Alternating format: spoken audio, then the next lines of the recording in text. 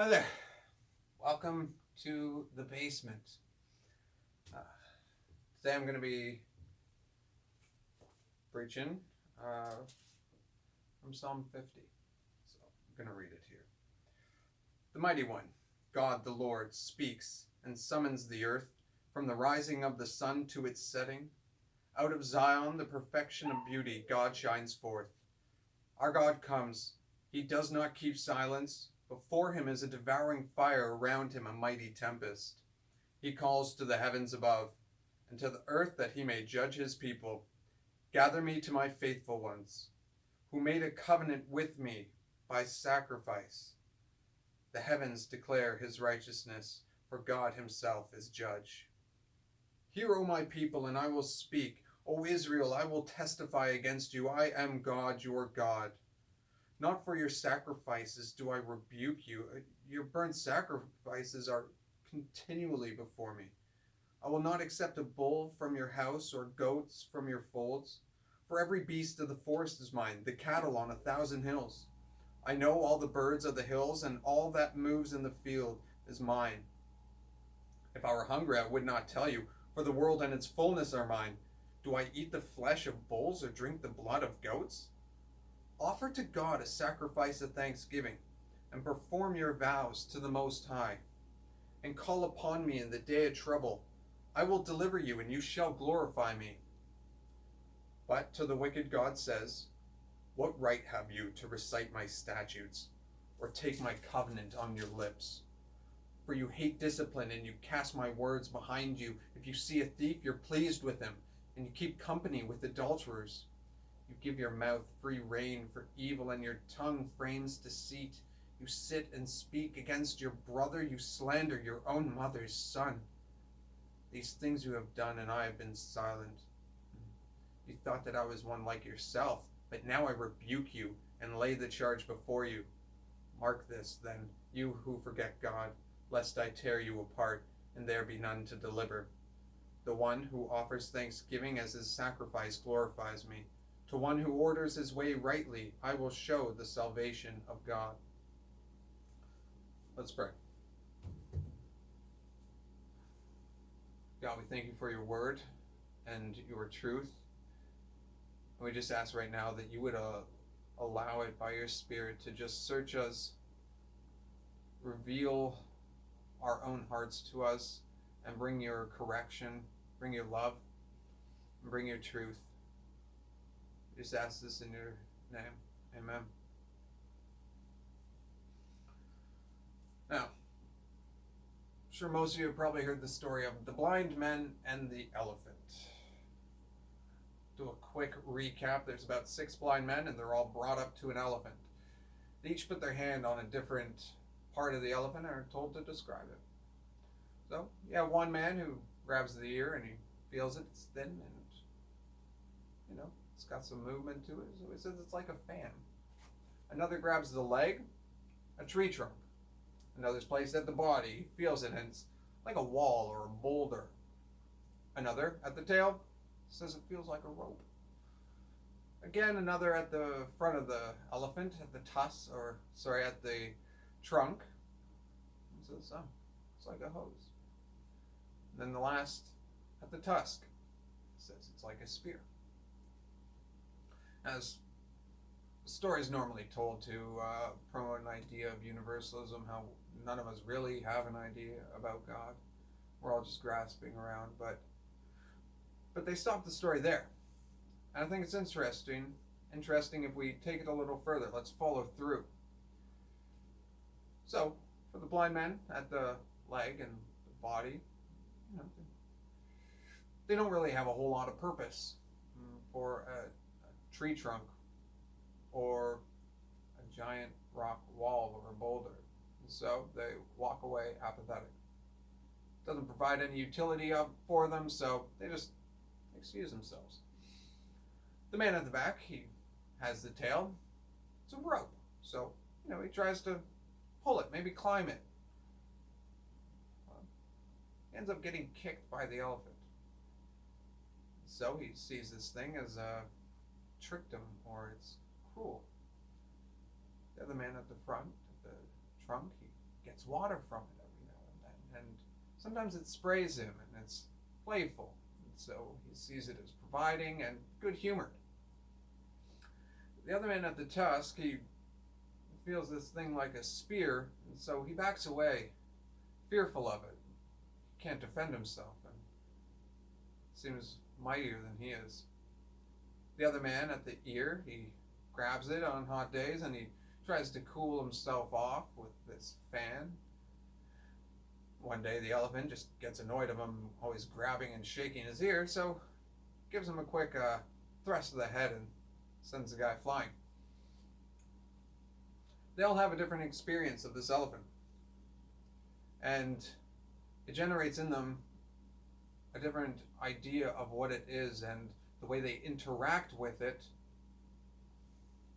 also leads to that. And the reality is, how you perceive something to be will often dictate the way you act towards it and the expectations you bring to it.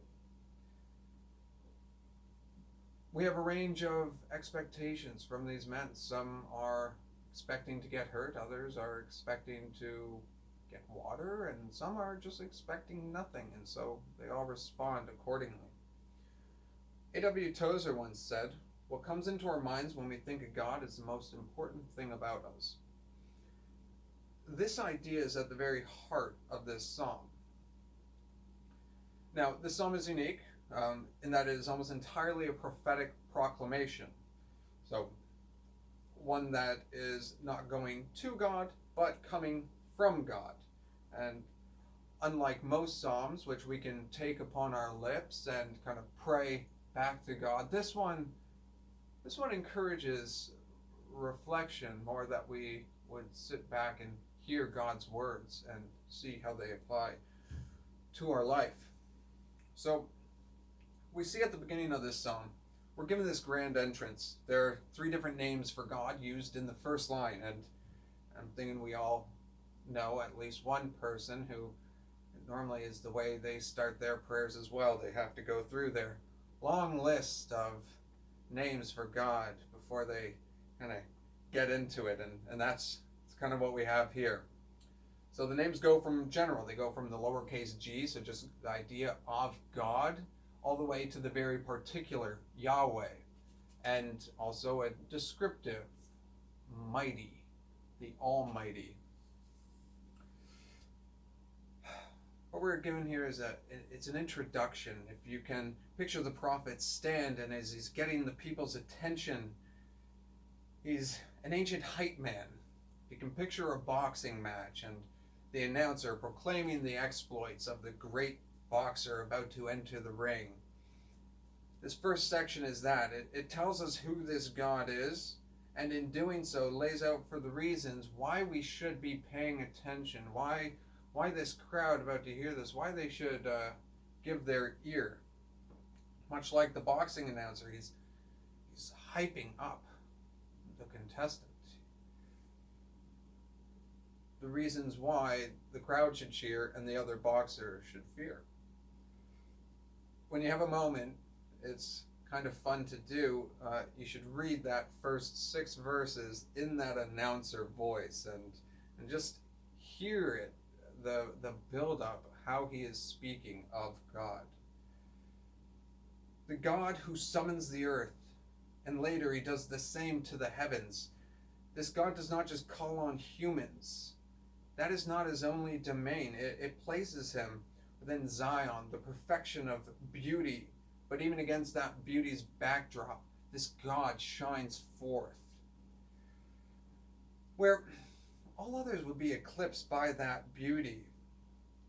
The place of greatest beauty is still nothing compared to the beauty of the divinity of God. It is of a different sort than how we have come to frame beauty. It's not what we're accustomed to. We see in verse 3, as he's coming with a devouring fire and a mighty tempest, and the scene of Moses on Mount Sinai, that the clouds encircled, and the fire and the thunder and the lightning, and these scenes of almost terrifying chaos, they expose our vulnerability while we have been created, wonderfully and beautifully created, much of our beauty is established in our frailties if they're rightly recognized in relation to God. And God being displayed this way, it confronts us with those frailties of ourselves. And this is much the point. We're not only seeing in this section who God is, but in seeing that, we're also confronted with who we are not. The limitations we have are not shared with God. For example, I call people sometimes on my phone, and sometimes they pick up. If they listen, well, that's a different story. I have a 3-year-old, and well, listening is a very interpretive exercise. And he's only 30 pounds. I can, I should be able to get him to listen. But for this God, he summons the heavens, and they respond. They are called with the earth as witnesses for him. With all the episodes of Law and Order I've watched as a teenager, I never saw witnesses like that get called. It speaks to the universality of this God. It breaks him away from just a God that mitigates our trifles. And I know I'm guilty of this. I don't think it's necessarily wrong, but we're seeing a bigger picture here, and sometimes we lose God in our day-to-day. I'm notorious for misplacing the keys, and how many times I've just, oh God, can you help me find my keys? And it's good to incorporate God in our day-to-day. But I think what we're seeing here is that sometimes we can lock God in our day-to-day, and we forget the bigger picture of God, that he is the one who summons the heavens and the earth.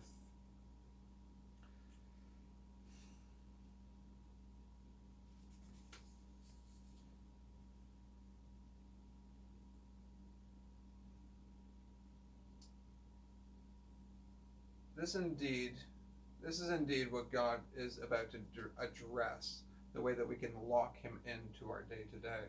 He has called both the heavens and the earth to stand as witness, and now he calls his faithful ones. The scene is filling up with his players. Okay, God has received a big introduction. The orator gives him his final line before he takes center stage. The heavens that were called into this court proclaim his righteousness. And that makes it tough to be called into this court. Because at the very start, God is pronounced right. And that does not leave much room for the faithful ones, the ones who have made a covenant with God by sacrifice. If he's already been claimed right, and we're being called into this court, we can probably safely assume that we're wrong. But in this naming of his faithful ones, the ones of covenant, it is so important to keep that in mind. It sets the context that these are not strangers who he calls on with complaints about them. They're people of his covenant. And that is why it is so important that we think about, it's so important what we think about God, about who he is, his character. Because on the day that you need to be called before him, the day where you need to be corrected, your response to that calling hinges on what you think about God. He calls to them this God of grandeur, fire and tempest, heavens obeying to him, and he calls you his faithful ones. He recounts his covenant between us. We are not strangers, and he is not uninvested in you. He has taken a covenant with you. So we need to remember the cosmic nature of this God while holding the intimacy of this one who has, under no coercion, of his complete freedom, decided and desired to bind himself by covenant with us. And this is the good news. But a covenant also brings accountability. But this accountability is what actually makes the intimacy possible. We live in an age where commitment is fleeting. Phone contracts have disappeared, gym contracts gone. month to month, no commitment. It's a major selling factor. But this is not the God we're talking about. Because this God, in his perfection and his complete understanding of our imperfection, has said, I'm going to bring you through this. I will show you the way. Your errors do not send me away. I wonder how many conflicts we avoid in our life because we're scared that the other person might just disappear. Our relationships are held captive by this insecurity that we might be abandoned if I raise it, if this comes up or if that comes up. And we often don't think we're worth the conflict. And I want us to see that this God, he thinks you're worth the conflict. What we think about God is so important. It will shape how we interpret and come to understand the events around us. With all the uncertainty. So, why is he bringing them to court? What does he need to talk to them about? As it was said before and affirmed here, that as far as their religious practice goes, they are faithful. He attests that the altar is never bare. There's always sacrifice before him. They keep the different types of sacrifices. Their religious performance is beyond fault. He has nothing to say about that. But then what is the problem? They have perfect church attendance. Even volunteer as a greeter. Or some other committee, they make sure the smell of coffee beans rises up before God, a sweet and pleasing aroma on Sunday.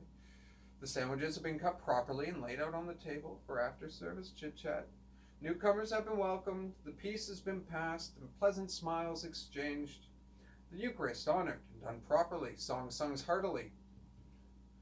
Yet something isn't right. It's a dangerous thing when the ceremonies we have put in place to point towards our God, to extol, to worship him, become something substantial in themselves. The ritual itself becomes a good. I remember when I was in my early 20s and had moved pretty far from home, intentionally far. I left the country after I had dropped out of university, and I needed a change of scene. I was uninterested in church, but when I got to this new city, I went to church. I didn't go because I thought it had much value to me, but I knew that I would be talking to my parents and that this was a conversation that would come up, and I just didn't want to add to their disappointment. So I went.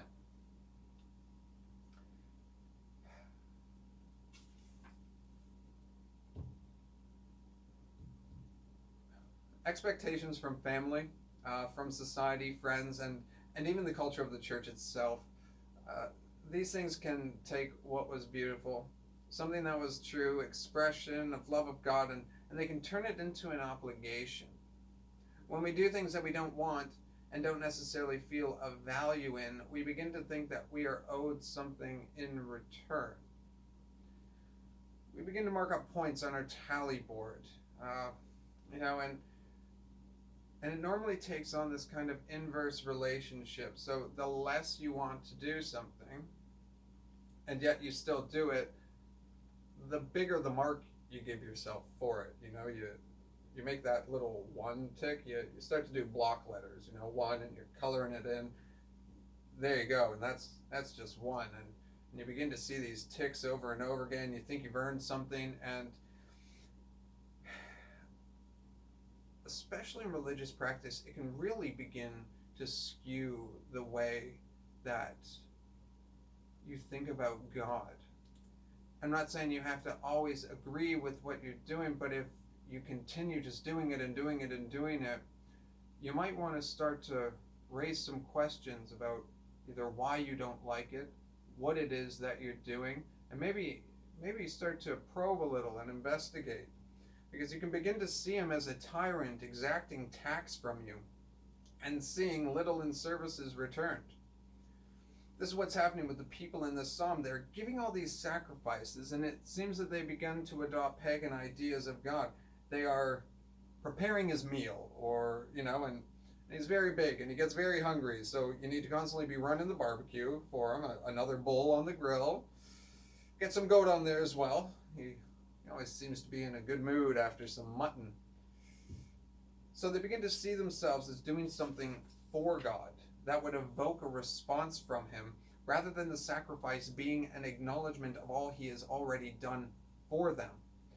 We are the ones responding to his action. He goes on to remind them, you think I need a bull or a goat from you? If I wanted one, I'd go to any hill, any field, any place on this earth that one might be, and I'd get one from there. He asks them, you think I'm hungry? And I tell you about it? With my 3-year-old, I don't tell him when I'm hungry. I go and get myself some food. He tells me when he's hungry, because as much as he wants to assert his individuality, he's still dependent on his mother and I. This is the idea of dependence, and in the relationship we have here between the people with their sacrifices and God, they're starting to think that God depends on them. When it's so obviously God is the one who initiated this covenant.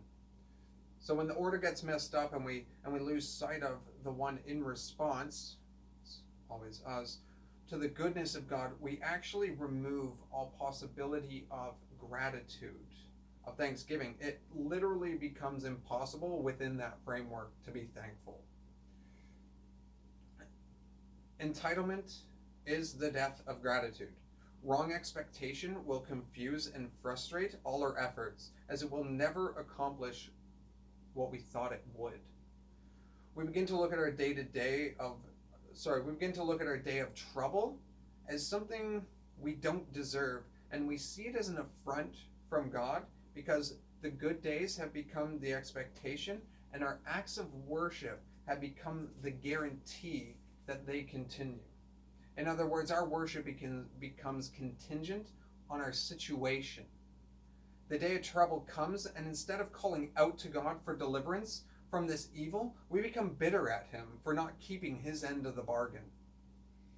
But the promise stands, and it shows God's delight. He says, call upon me, and I will deliver you, and you shall glorify me. If our perspective is skewed, though, we won't call upon him. Thanksgiving will have left our hearts long before the religious habits leave our routines. Now, in this next section of the psalm, he has an address to the wicked. And you're going to be thinking that, that was, the earlier part was to the faithful ones. So what does he have to say to the wicked now? And so for the first group of people, they are ones that have kept up religious appearances. They've kept it going. They've begun to begrudge it. Thankfulness has left their worship, but they've continued with it. The second group, however, have thrown it all away. And now let's remember, he is still addressing Israel. So he is addressing those who have entered into covenant with him. I want to make that clear. I don't want to get into that church posture of starting to look out our stained glass windows and wagging our finger at the world around us, because that's not who's being addressed. God is still talking to his covenant people.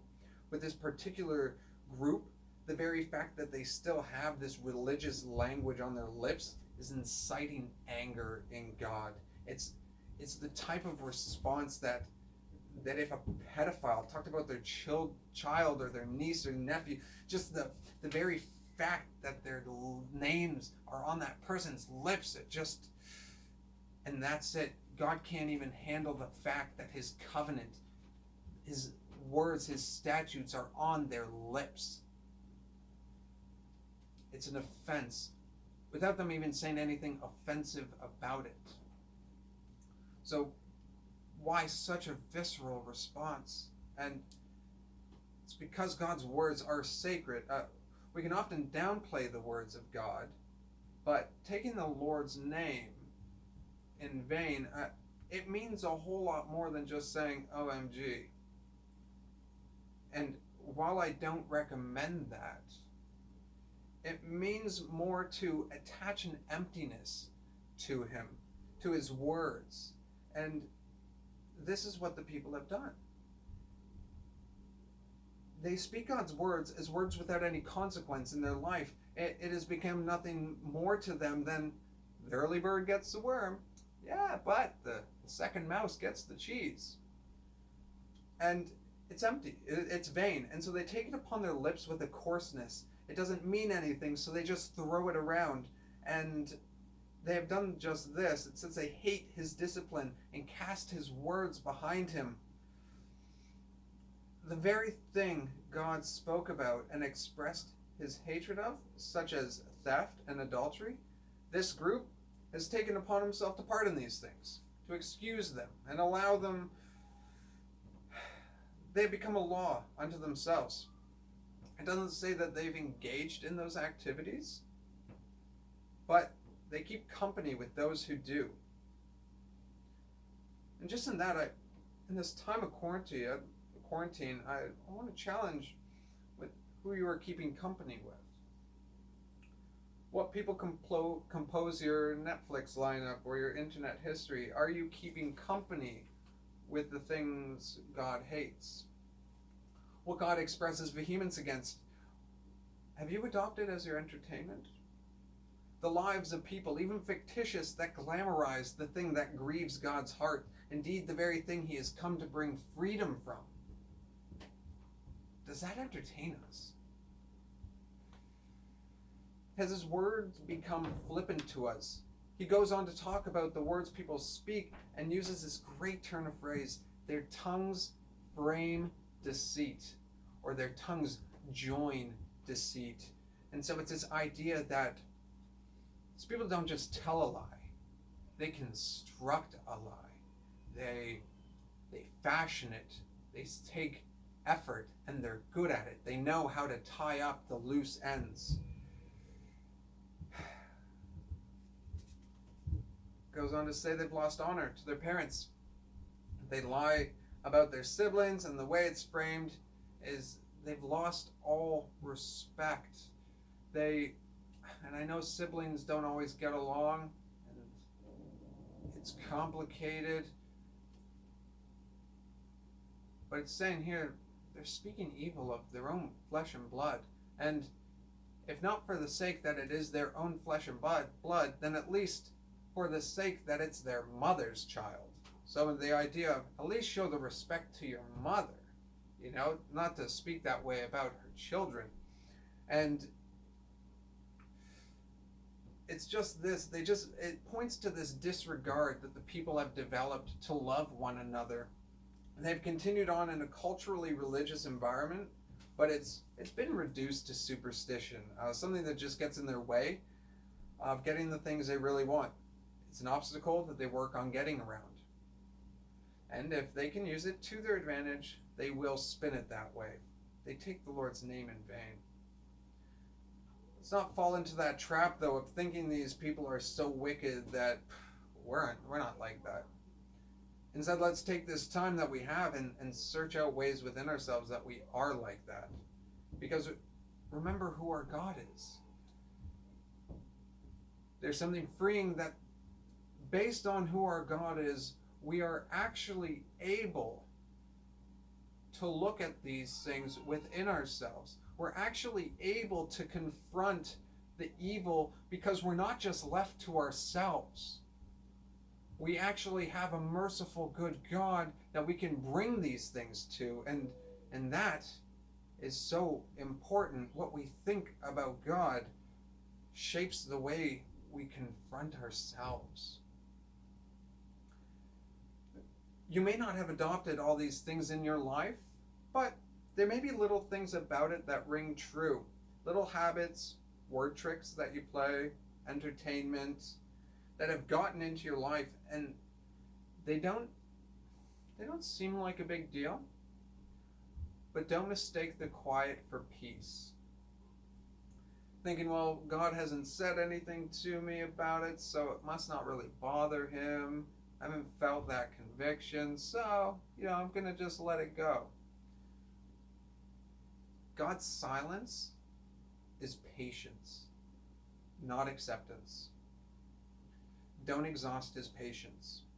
Know that it is grace that held back the consequence of your action. The judgment in verse 22, this word tear apart, is likened to an exile. It is the tearing up of the covenant because of all the ways it has been violated and reduced to nothing. In the face of long suffering, patience, and mercy, do not mistake God's patience for acceptance. And to say again, what we think about God is so important. If you can remember the introduction of this song, remember the boxer announcer proclaiming the grandeur of God. It is this God who has given it to the church to glorify him. So this is astounding and something we need to grab hold of, because if this God is that great, that awe-inspiring, he has gladly given his glory to the church, that we would display what we see in Scripture, that we would display these things of incredible mercy, of love. These have been given to us to display, and that truly is an honor. Thanksgiving, this heart of gratitude towards him, it displays his magnificent glory through the church. He has desired to use the church for this reason. The way we worship him with our lives tells the world around us what we think about him, what we think he's worth, how seriously we take his word, how loving and compassionate and merciful and patient he is. Our worship tells the world about our God, and he desires to use us for his glory. Hopefully today, in going through this, we're able to just see little things that have crept into our lives that at first glance seem small, but in reality reflect the way we think about our God. There's so many competing ideologies, and so what do we do? How do we avoid the first group, where our religion is just turned into a routine? Well, how do we stir up gratitude in us? And maybe that's something that we've been given in this time, a time to reflect, a time to see, when so much has been taken away from us, how much we truly have to be thankful for. And so maybe that's one way we can begin to curb some of those tendencies that happen into the ritualism of our religious lives. And then, how can we knock out that complacency towards God's rules, God's word? If I say go into Scripture, you say, well, I think if you're that place, Scripture might not have that much of a meaning to you. So what do we do when we find ourselves in these places?